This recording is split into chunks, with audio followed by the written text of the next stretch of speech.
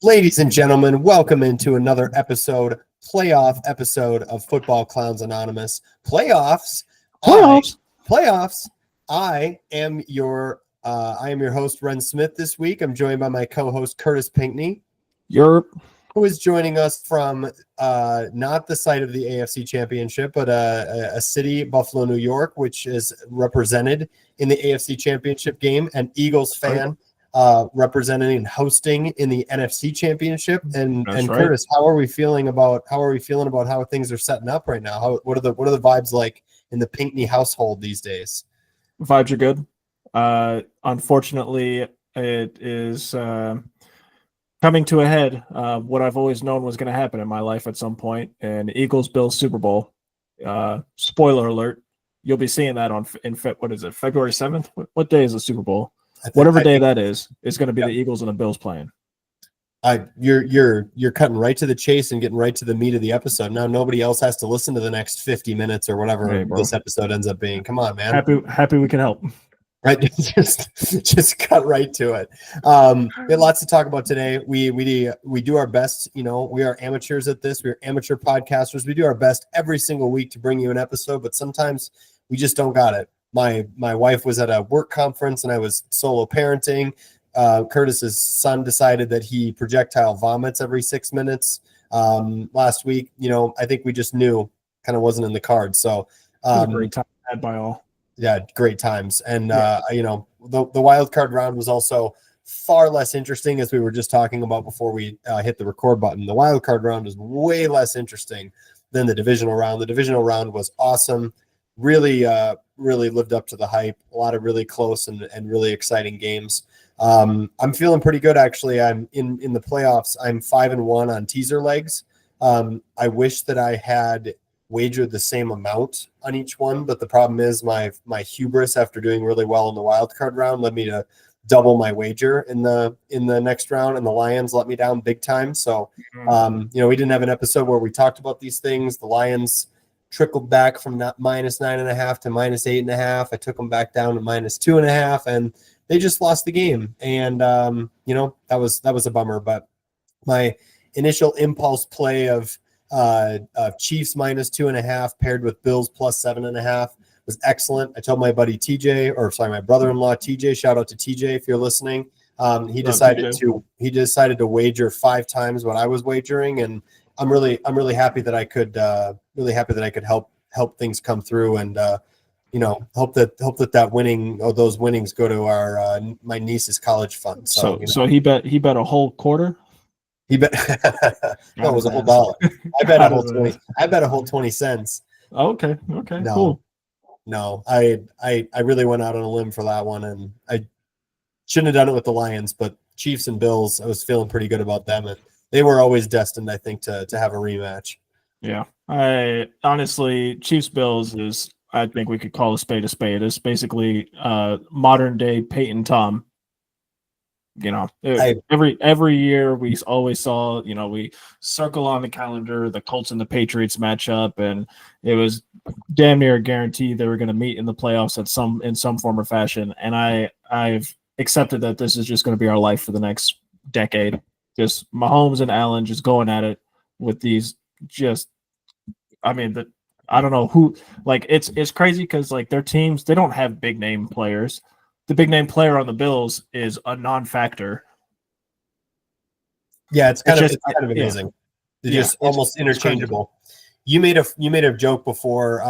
You made a joke before the wild card round that all of Justin Herbert's receivers were cashiers at Wegmans 2 weeks ago, which has really stuck with me. And I kind of feel like these are the kinds of guys, the Peyton and Tom reincarnated, where they can basically just take any average Joe receiver and make them look like a Hall of Famer. And it's amazing to watch. I will say, you said, I've just resolved myself to know that this is the next 10 years. I am buckled up and ready for the ride. You sound almost pessimistic about it, but I am very excited for what the future holds for this league because of players like this. So yes, the NFL fan in me, let's fucking go. Like, I'm ready for that. The Bills fan in me, why did it have to be Mahomes, dog? Like, why did it have to be this, freak of nature, athlete that just makes what is it? Chicken shit salad out of chicken shit. Yep. Chicken salad out of chicken shit. Whatever that phrase is. Chicken salad out of chicken shit. Yep. Just like it's crazy, bro. Like this game against the Texans, like they had no business winning this game. They got outplayed this entire game outside of 2 horrendous unnecessary roughness penalties against Mahomes, which we'll get to in a sec. Well, maybe we can get to it now. I don't know. What's our? Yeah, I mean, I think we can go there, and I want to just make sure we don't. I know we're not going to really dwell too much on the wild card round. We never got to record. Kurtis picked the Texans to win that game, and we have a disagreement, which we talked about on the phone for just a few minutes after that game went final. We have a disagreement over whether or not that was a good pick, because I think Kurtis is convinced statistically it was a good pick, but I would say that was 100%. The best version of the Texans, and they were 2 possessions away. So that was always what it was going to be. I've been ignoring all of the refs or the Chiefs are paying the refs chatter all the way up until I watched that game. That was absolutely ridiculous. Those 2 calls, the roughing on Will Anderson and the one where Mahomes is on the sideline, absolutely unacceptable. Especially in the playoffs. Those are absolutely unacceptable calls. No, they gave the Chiefs 3 points on the first one. The second one, I don't remember what happened at the end of the drive, but I mean, it was ridiculous. I mean, the Texans outside of that outplayed the Chiefs the whole time. I mean, I think they had a couple of I don't recall a couple of costly penalties themselves, or not penalties, turnovers.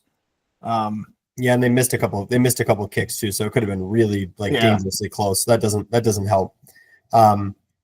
But yeah, I mean, they did outplay them for much of the game, and CJ Stroud definitely proved once again that even though despite a pretty rocky season, he's still the guy in Houston and should continue to remain the guy in Houston. He gave them a chance to win that game. I just, it is kind of sad, especially that foul where, Mahomes is going to go out of bounds and he stops there at the sideline, walks back in, and almost baits the defenders to converge right over him. They run into each other's helmets almost and barely touch his. And it's 15 yards. And it's like, once the quarterback takes off like that 15 yards and unnecessary roughness should just be void. I mean, it's dishonorable.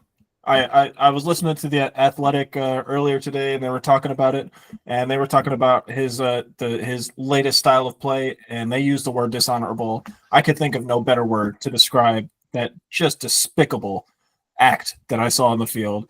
You are you're what, 5, 6, 7 years into your career and are already firmly cemented in the conversation of GOAT at your position, and you're doing that against the Texans, a Texans team that at the start of the season the scholar was saying is going to be the 1 seed, but by the end of the season wasn't necessarily the 1 seed, which was going to be the argument I used against you last week. If we got on the pod, that's why I was disappointed in you, because you started off the season so strong. Such strong opinions about the Texans, and I told you were full of shit. And it's just crazy how things turned around at the end of the season there. I know. Now you're the one who's over here, the Texans backer. I mean, in fairness, that team that gave themselves a chance to win against the Chiefs in the playoffs, that's the Texans. That's the one. Yeah. In fairness, that is the Texans team that I thought we would see. We just didn't see it. Yes, sir. We just didn't see it all year. So what is it? Yeah, I'm still wrong. I'm not going to say I wasn't wrong. But I think there's enough flashes of greatness, certainly flashes of competence out of this team to where they could certainly compete in this AFC conference going forward. And we could, for all we know, 3, 4, 5 years from now, we might be having conversations like we are about Mahomes and Josh Allen. CJ Stroud could be in the mix, Joe Burrow, Lamar Jackson, these guys we're basically just like a rotating wheel of glorious football games. Beautiful. Yes. Year in and year out. So I hope that that's the case. But anyway, we'll have to wait and see. That was an exciting way to. I mean, it was definitely a close game. It was exciting, and it was a good way to kick off the slate of games. I know. I also too. We're. I don't want to go over and gloss past the parlays that you had. You had a 3-leg parlay and a 4-leg parlay you wanted to mention too before we move on to the next game. Yeah, sure. So we had the spur of the moment 4-legger I put in. The Texans sunk that one pretty much immediately. I had them plus 6.5, whatever the line was when I played. I didn't move lines around. I just kept it simple. Yep. So after I lost that one, I re-upped and did a three-legger with the remaining 3 games and hit that bad boy. We had Washington plus 8.5, Rams plus 6.5. The line had moved to 6.5, which was glorious. Get the best of the number. Get the best of the number on that one. Yeah, that was nice. And then Bills money line, of course, because we have the MVP playing against Lamar Jackson, and the MVP 10 times out of 10. So, which is funny because in like week 8 of the season, if you said the MVP was playing against Lamar Jackson, you would have been like, wait a second, this is the same guy. And how the I don't want to say how the mighty have fallen, but Lamar's got kind of a playoff. What is it? He's a little at the yips, a couple of rough playoffs or something like that. And what's crazy, I know we'll get there, but it's crazy is they were that close to winning that game and tying that up, and they turned the ball over 3 times. They lost the turnover battle by 3, and they were a 2-point conversion away from tying the game with a minute on the clock. Like that's pretty crazy. So they very easily could have won that game. I think I liked the Bills always to win it, but it's still one of those things where in hindsight you look at it and it's like, gosh, if they had played clean, that's probably a Ravens win. That's part of the game, though. Like, who's making the least amount of mistakes? The Bills played a flawless game, and no, they absolutely did. They were rewarded for it, and they needed to make exactly 0 of those mistakes that they did. When you're playing against, arguably the best team in the league, I mean, that in order to win this game, the game plan on the whiteboard was very simple. Don't fuck up. Do your, basically Bill Belichick. Do your job, and you'll be fine. And don't be the reason. Don't be the reason that you lose. Make them actually go out there and earn it and beat you. Yeah. Speaking of teams that didn't. Well, speaking of teams that fucked up, I think I would say I was definitely surprised to see the number 1 seed Detroit Lions are not hosting the NFC Championship game. It's actually kind of wild to me, giving up 45 points to a rookie. And I think just a side note, because we were just talking about CJ Stroud, from now on, quarterbacks drafted at the number 2 position are getting instant respect from me before they even do anything, because we've now seen it 2 years in a row with CJ Stroud and Jane Daniels. There's something magic about that 2 spot. And until someone proves me wrong, I'm going to take the win over for that team, that quarterback, probably just by honestly, the logic's there. I don't see anything wrong with this. No, but the Lions, their defensive injuries finally caught up to them, giving up 45 points. They turned the ball over either 4 or 5 times. I can't remember. 4 times, I think. I think it was 4. Goff with a fumble and 2 interceptions, and then a honorable mention. My honorable mention for clown of the week is Jameson Williams. For maybe it should be on the coaching staff for giving Jameson Williams. That's on the coaching staff for sure. Giving Jameson Williams a pass, but you also got to instruct him.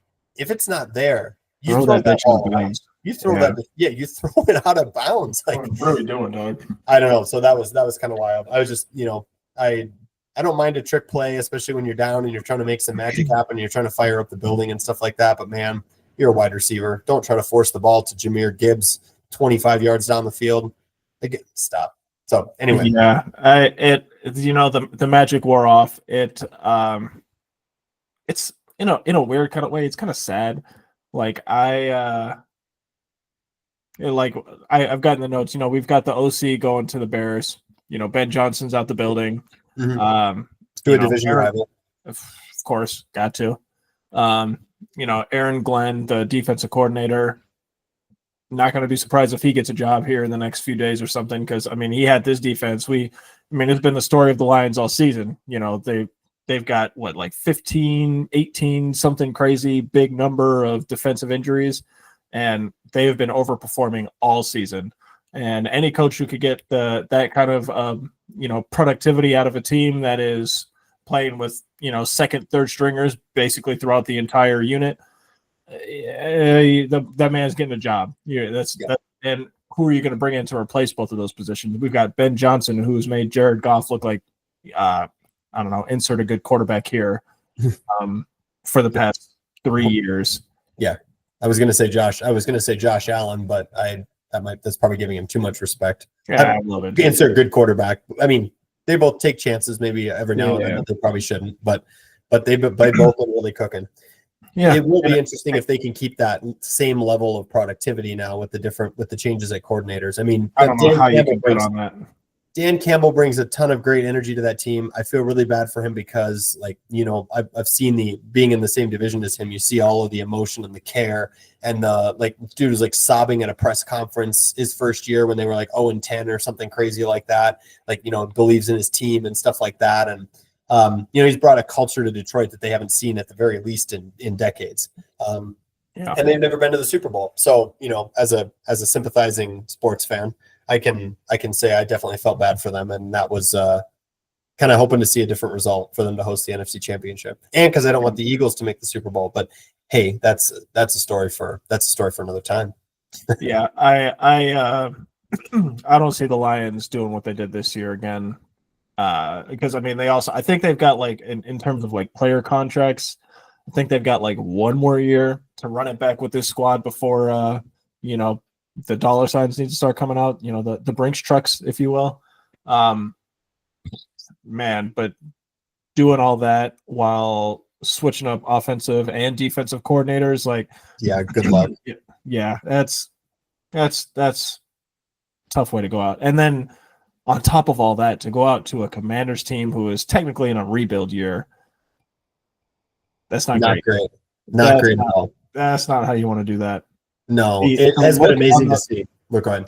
I was going to say the look on the Lions fans' faces when they were panning to the stadium. It's been a long time since I've seen just the thoroughness of the disgust that was on their faces. Just raw, unmitigated despair, bro.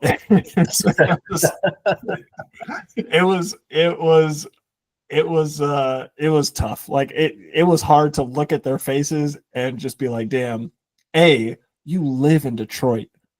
B, you live in Detroit and you're a Lions fan. C, you live in Detroit, you're a Lions fan, and you had hope, and you had that shit ripped out by a organization that was just run by Dan Snyder like last year, and then this year it's not, and now they just whooped you with a rookie quarterback at the helm.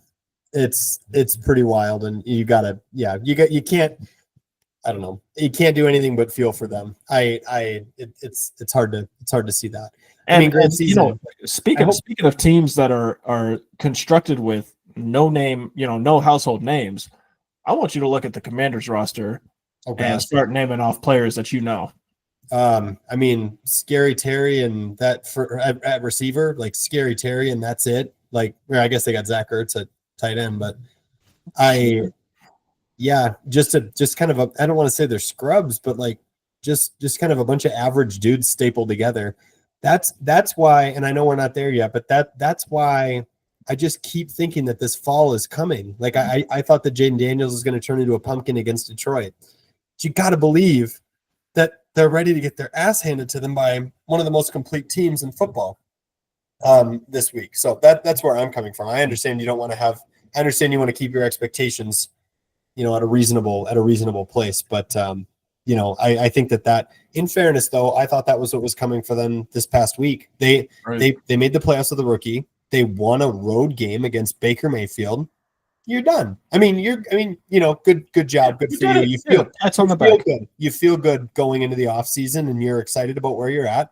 And I see teams notoriously or historically get their ass handed to them in these situations. It kind of in the way that Bo Nix and the Broncos did against the Bills. It's like they won the season by making the goddamn playoffs in the first place. They hadn't been in 8-9 years or whatever since Peyton Manning was the quarterback. Congratulations. You won. You made it to the playoffs.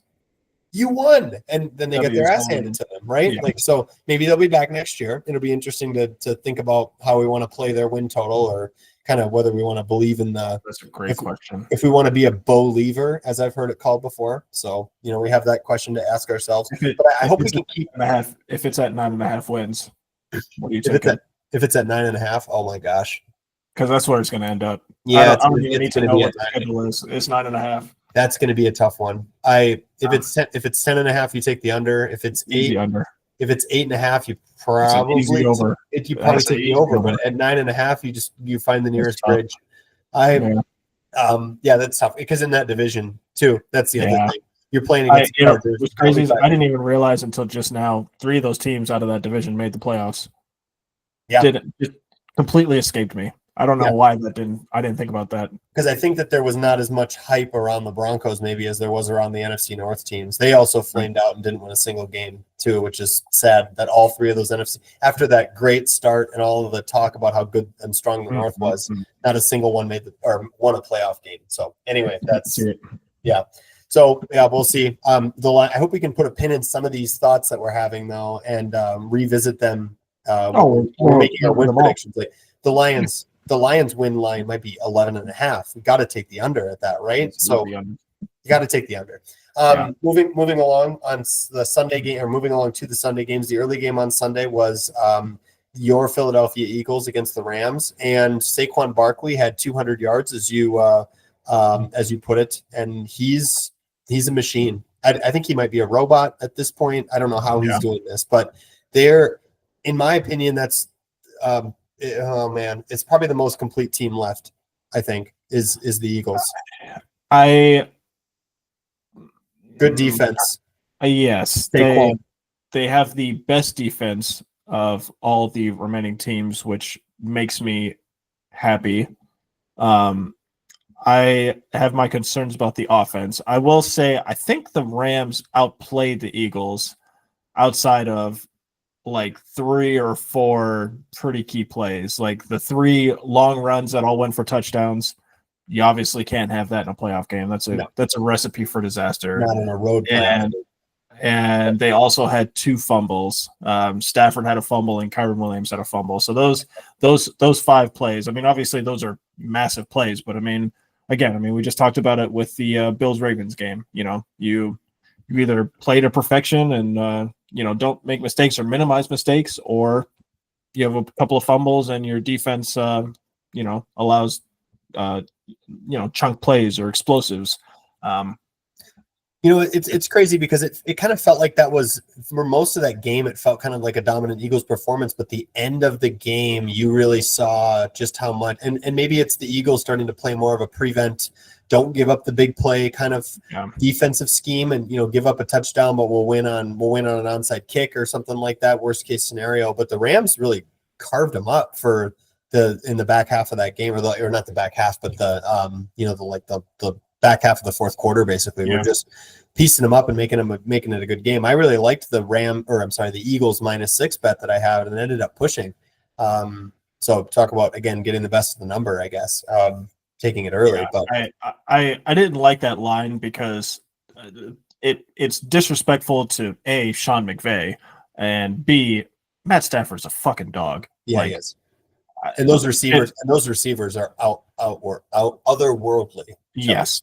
So I understand the Eagles defense has been on fire the back half of the season, and Saquon can't be stopped and all that fun stuff. But this is another team. We talked about the Commanders and the Broncos overperforming. This Rams team for sure is overperforming. Again, no disrespect to McVay or Stafford, but outside of them, Kyren Williams and Puka and Cooper coming off the injury had a lot of questions, but outside of that, it's another team of who the hell plays for them, especially on defense. You just had one of the best defensive players of all time retire off of that line, and you had to replace that production somehow. And they've been doing it. They've been staying in these games. The defense isn't if the defense was that leaky, they wouldn't have made the playoffs. There's just no way you would have won the division. Right. So, yeah, I think it was a closer game than most of the game would indicate. But yeah, it is, to your point. I think you probably could boil down most football games to these like 4 or 5 plays that you're talking about. But at the same time, you can't be the team that makes those, especially in a road playoff game in a city as full of as many degenerates as Philly. 100%. Yeah, that's not a place where you want to make a mistake. No. And Eagles fans, I'm sure, were celebrating knowing already at that point that the Lions had lost, that they win, they're hosting, Yeah. And so, that has got to motivate them too at that point. They still try hosting to the Commanders, no less. That's going to be a crazy game. Honestly, we should just fly to Philly. I would much rather drive to Kansas City because it's closer, but and that game is going to be legendary.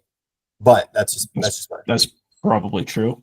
I think they could both be legendary. Let's be real, but also probably true. But the Bills Chiefs game is definitely, when we're looking at it on paper, that's come on, like that's the 1 and 2 seed. Yeah, like that.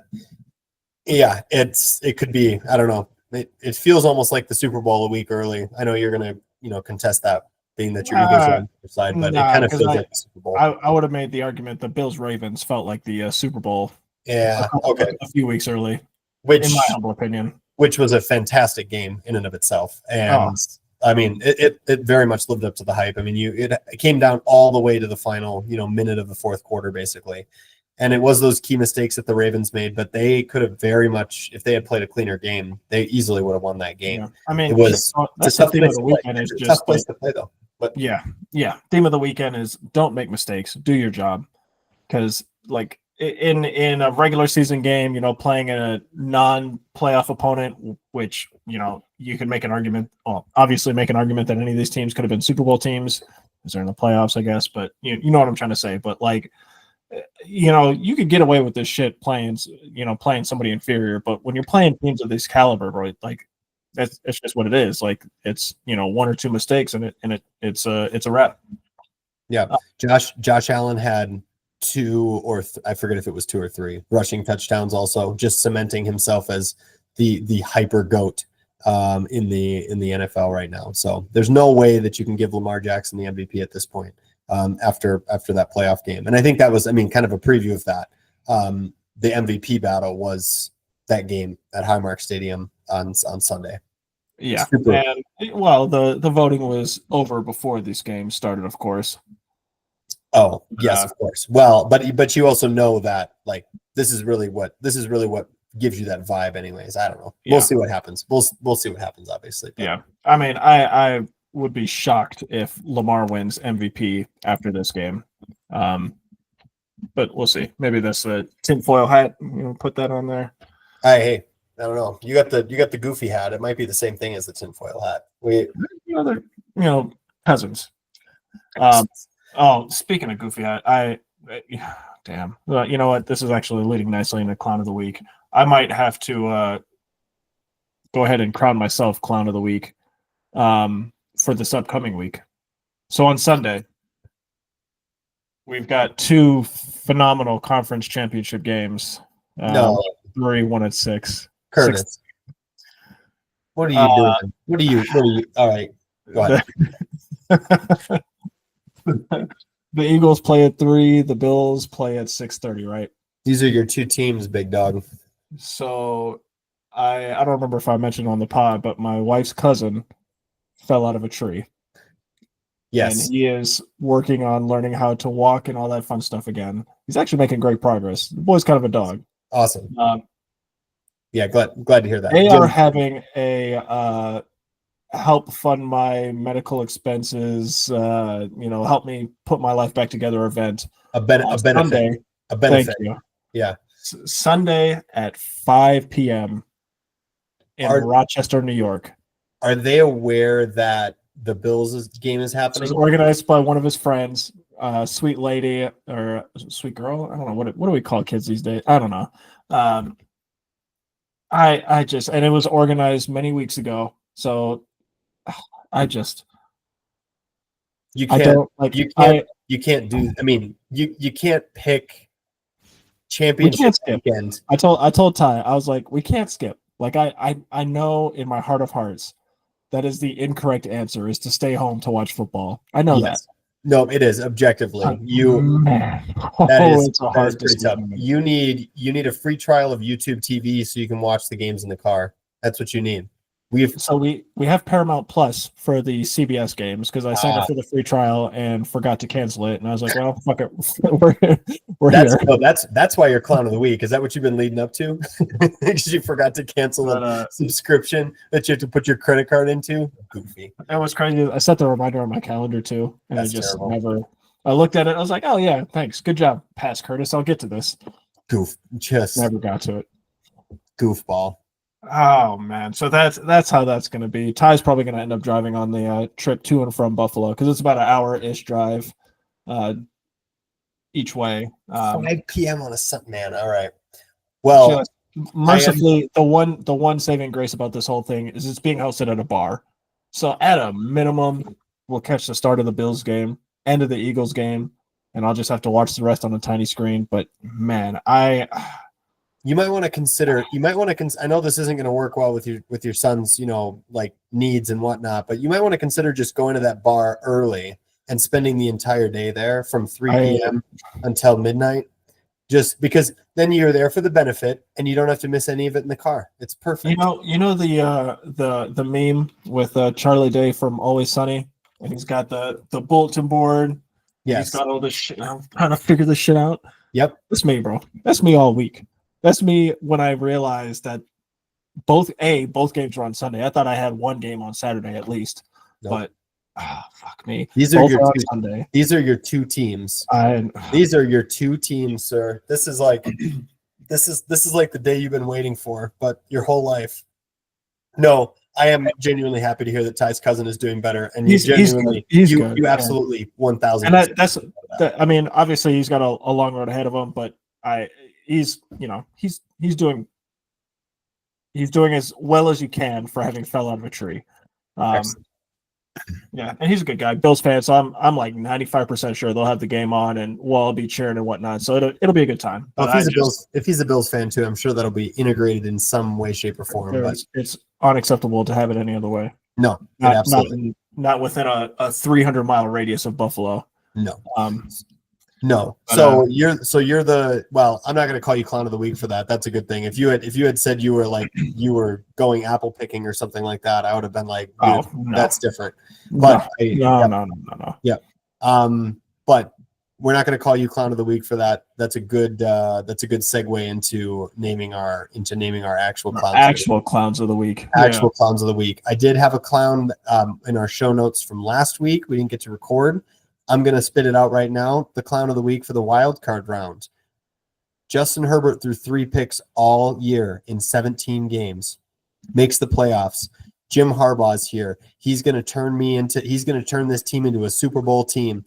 Justin Herbert comes into this game, throws more interceptions in a single playoff game than his entire 17-game season combined. Unacceptable. And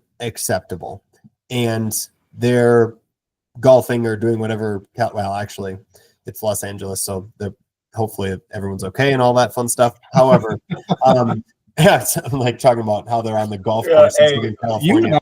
As a unit, talking about sensitive topics over the past 5 minutes, not looking great. No, we're absolutely not. No, the one random listener that was like, maybe I'm going to give these guys a chance has already signed off. These guys are so out of touch with reality. It's not even close. Yeah, we got one guy bitching about having to go to a benefit for a man who fell out of a tree, and we've got one guy bitching about dudes who just lost everything. Because houses are on fire and the golf courses are on fire, and anyway, do you want to go first? So I got one out of the way there. You want to go first for the divisional round, sir? Yeah, I am gonna go with Jared Goff. It has to. You've got some good answers yourself, but I mean, the season that you guys had, for it to end, I think it's pretty safe to say all because of him. That's tough. That's a tough way to go out, and I feel bad for him, and I felt a little weird about putting him as clown of the week because I mean. The whole body of work argument, one game doesn't define you, et cetera, but are we going soft on people? It's not clown of the season. It's clown of the week. Got to throw him under the bus. Throw him under the bus if he deserves it. Oh man, the sleepless nights and the nightmares are probably going to be more than enough. But just in case you weren't feeling it enough, Jared Goff, 2 picks and a fumble in a divisional game against the Washington Commanders. 15 wins as a Detroit Lion. Best season in franchise history. You definitely hate to see that clown of the week. Boom. There it is. I already mentioned my honorable mention is Jameson Williams, wide receiver for the Detroit Lions. They had an opportunity to get back in the game. They got the ball. They're feeling good. They bust out a trick play. And Jameson Williams says, Jahmyr Gibbs is open 25 yards down the field. This is a wide receiver. Tries to fit it into him. Don't throw the ball. When you're practicing that trick play in practice, you tell Jamison Williams if it's not there, throw it out of bounds, live to see another day. Instead, a wide receiver throws an interception to pair with Goff's 3 turnovers. So he's my honorable mention. But my actual clown of the week, I don't know how it can be anybody else, myself. Mark Andrews, always sure-handed, always Mr. Reliable. You are playing a game in Buffalo in the divisional round. You are snake bit in the playoffs. You lost to Mahomes last year. You want revenge. You win the game. You get to play Mahomes again to go to the Super Bowl. And you tie the game despite the team turning the ball over 3 times. You have a chance to tie the game and send it to overtime, and you drop the ball at the goal line and fail the 2-point conversion. Mark Andrews, unacceptable. I know it was not an easy catch. Maybe it wasn't the best. Maybe it wasn't maybe it was a 9 out of 10 of a throw instead of a 10 out of 10 of a throw. At that moment, no excuses. Mark Andrews, clown of the week. He had another couple of bad drops or plays sprinkled throughout that game. That was definitely not his finest performance. No, and I should not have glossed over those, but it's kind of like it's kind of like years ago. I hearken back to a time when Blair Walsh missed a 27-yard field goal that would have sent us to the divisional round. And in reality, he made other kicks throughout the game, but everyone's only going to remember that one thing he did. Bro, the videos that came out after that kick, I have a vivid memory. I saw one where a dude clearly shit-faced, basically in his PJs, whatever. He just went out to, I'm guessing, like a local high school or something, brought a football, planted that thing in the snow. He had on his untied boots, just looking disheveled, the little bomber hat, some PJ pants. Just went and kicked a little 27-yarder, and he just yelled at the camera, "It's that fucking easy." I was like, bro, just the pain in Minnesota was unmatched at that time for quite a while. That was a good time. I don't know if it was not a good time. I disagree. However, I don't know if I said this I don't know if we said this in the group chat or not, but I know I didn't say it in the pod. During that kick, my wife, we hadn't met yet. She was at a conference for the American Meteorological Society in New Orleans. Huh. And we missed a kick to go, to win a playoff game. Fast forward to last week. She was at the same conference in the same city, and we lost a playoff game while she was there. She is forbidden from going to that city for that conference again in January. Just, you can't go. Fun fact. That day, I was also in New Orleans. The previous, however many years ago that was. Yep. I was very hammered that day because I had been watching football. I didn't go for the conference. I just drove down because all my weather nerd friends are going to be there, and I was like, I'm like a 4 or 5 hour drive away. Fuck it, let's go. So yeah, drove down. I'm pretty sure the Vikings game was at noon because I still kind of sort of remember it because that's when I started drinking. Goofball. By the end of that night, I had my first kiss with my now wife. This was a very different stroke of good luck for you, and stroke of bad luck for us. Yeah, I like that. I was hanging out with Bree at various points throughout that day. It's a wonderful, good time. It's a wonderful time. It was the golden age of our lives. Little did we know. And now look at us. Yeah, now look at us. We're old and washed. We can't find a night on a weeknight to record because babies be doing baby things. Kids. I know. Fucking kids. Crazy as hell. Let's move on to the championship Sunday, where Kurtis will definitely be watching the whole day on a big screen from a bar.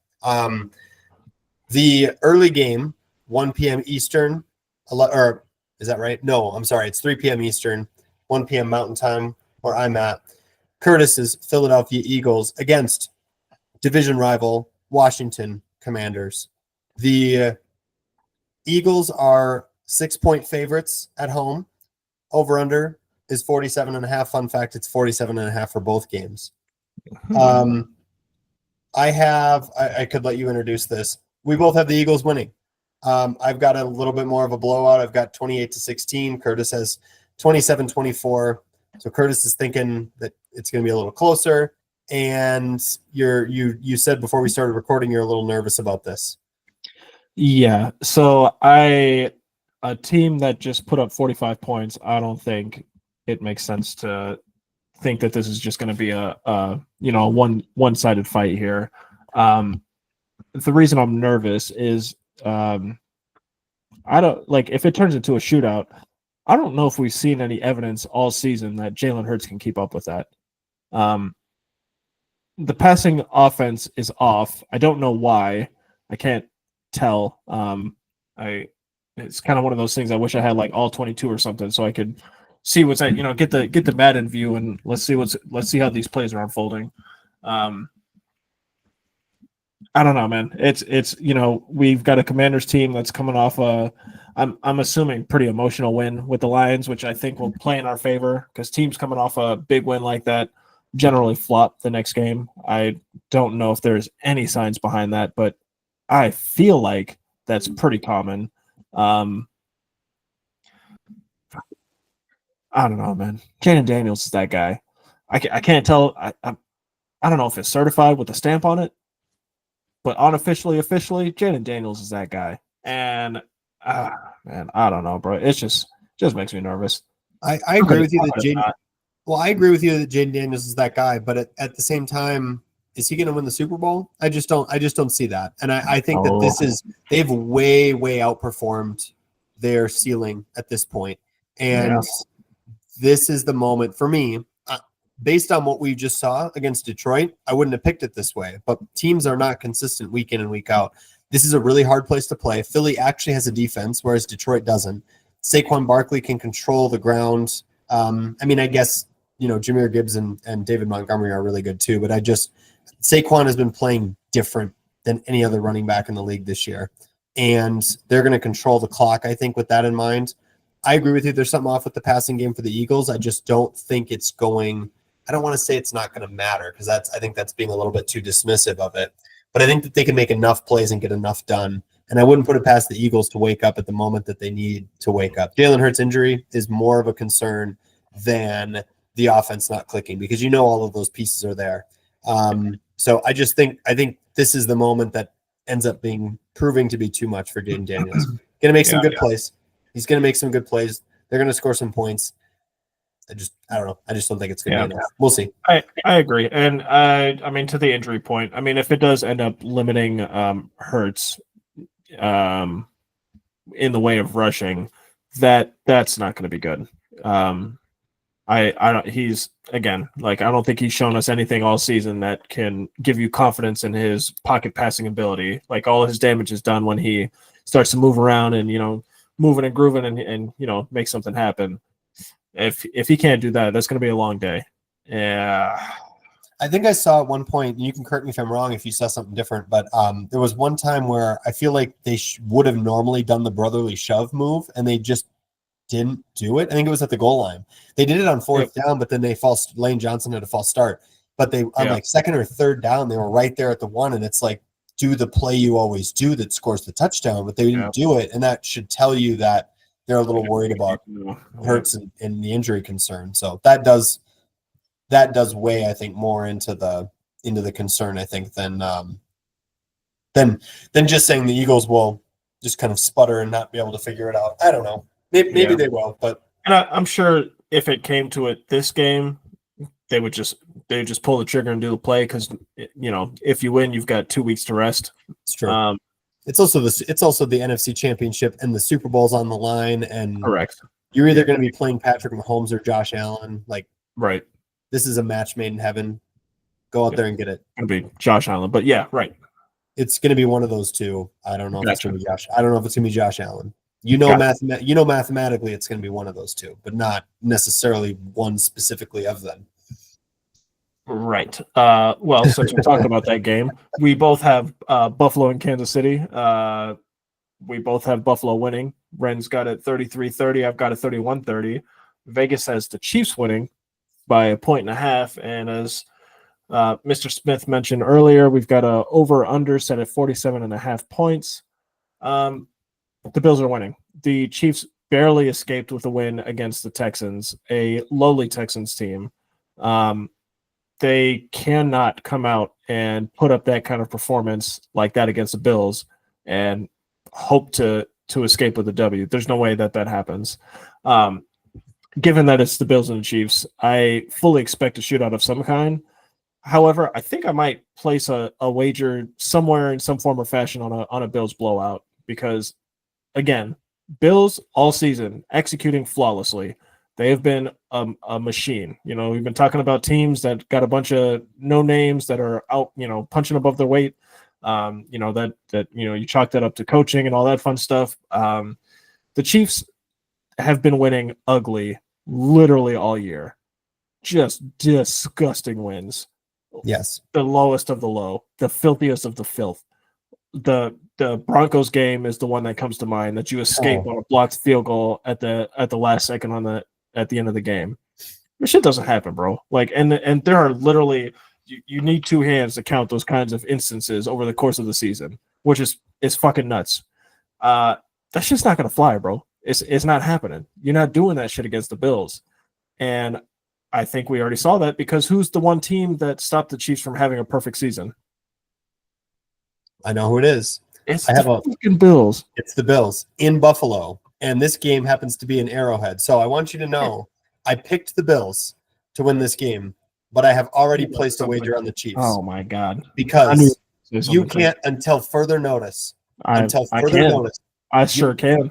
You can complain all you want, but I'm telling you, I agree with all your points. It doesn't make any sense that the Chiefs will win, but it is something that you can profit off is Patrick Mahomes in the playoffs for no goddamn reason. They have been playing to their competition all year. They've been eking out wins against everybody because they've been doing exactly enough, just barely enough to beat every single team except for the Bills. And they were in that game too for almost all of it until Josh Allen decided to put his cape on and go all Superman with like a 40-yard touchdown run. So I'm not saying that play is not going to happen again or that sort of thing is not going to happen, but I'm just saying that the Chiefs have been playing to their competition. Now they have real competition right now, and they will play to that again.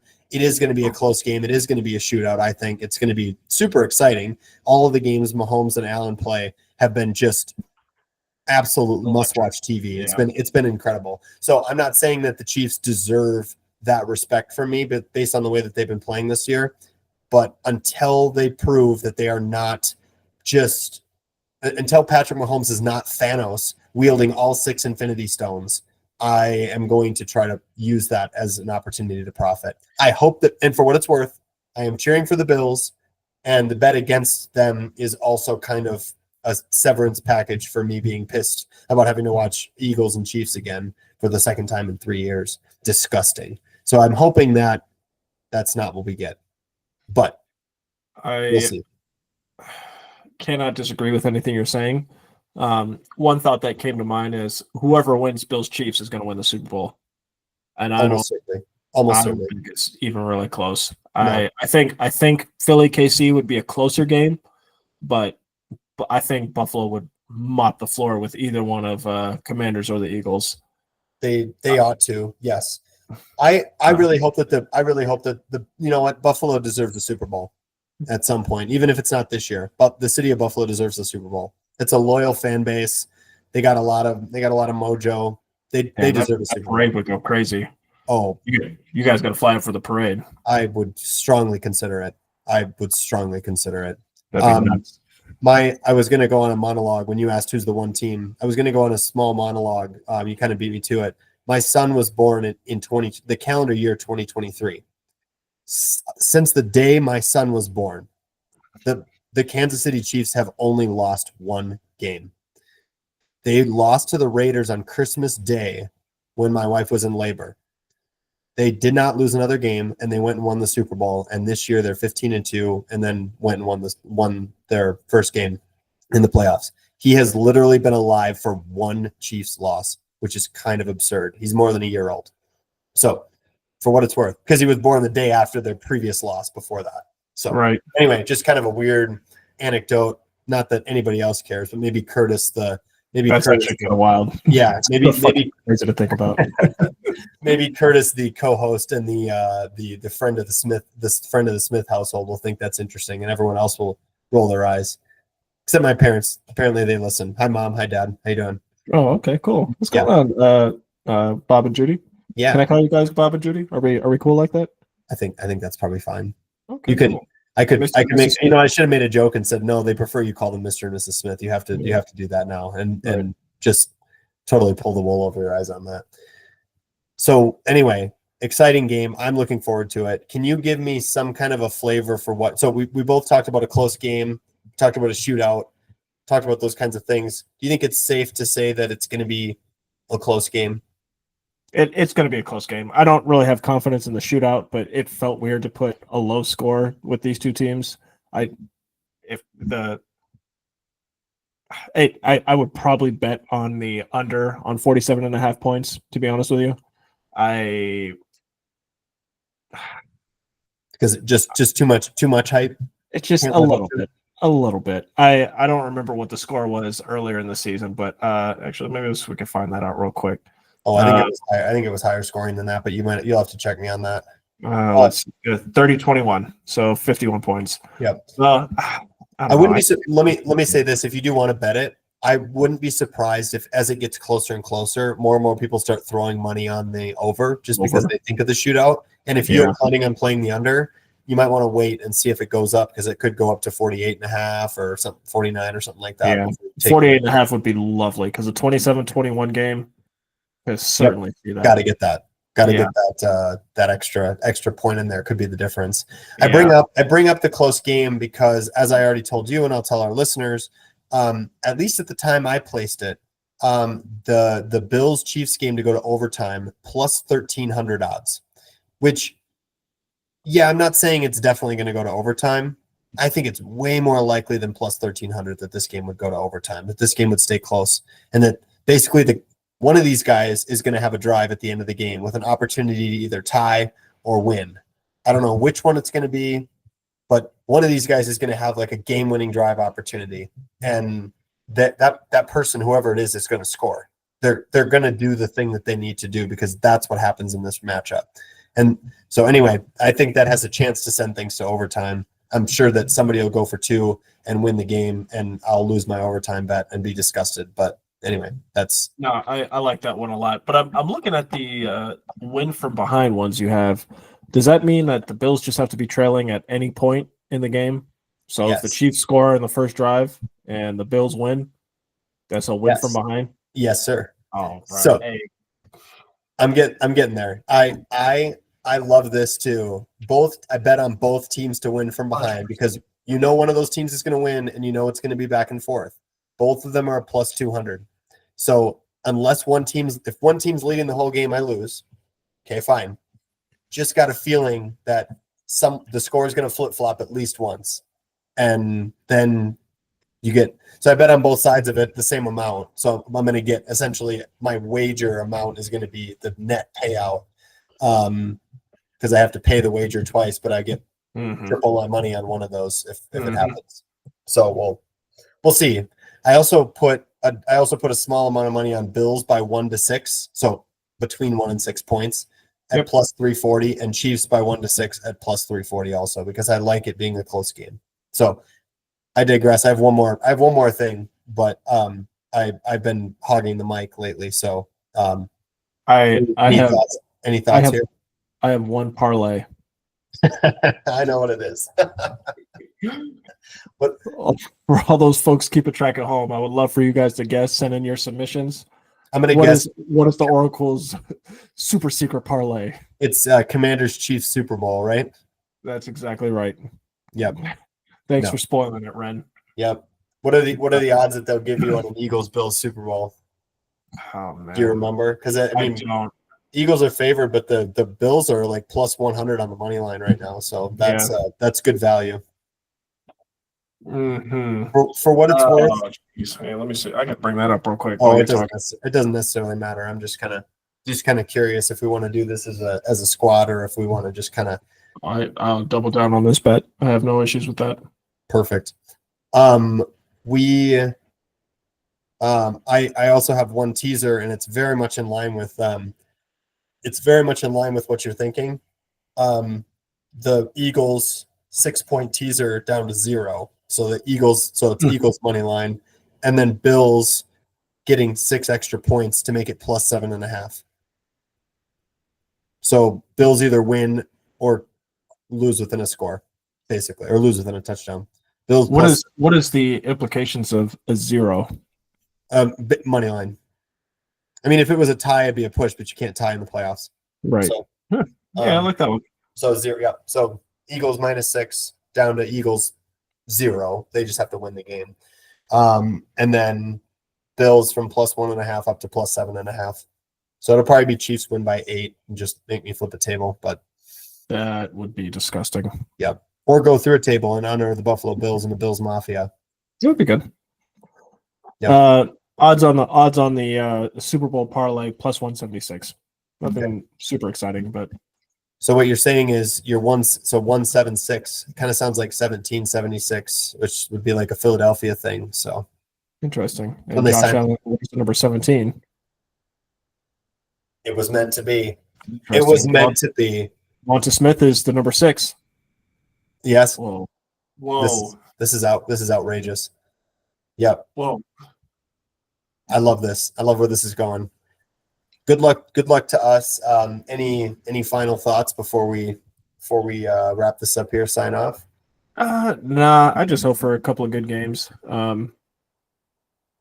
That's about it. Shout out to Colin. Wishing you a speedy recovery. Folks that lost your home in a fire in LA. You're about to condolences. Yeah, I was gonna say wish y'all a speedy recovery too, but I don't know, man. Does that necessarily capture the essence?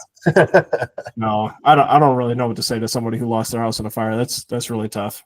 On the opposite end of the spectrum, along the Gulf Coast in Louisiana and Texas, they had a blizzard warning today, which was kind of cool.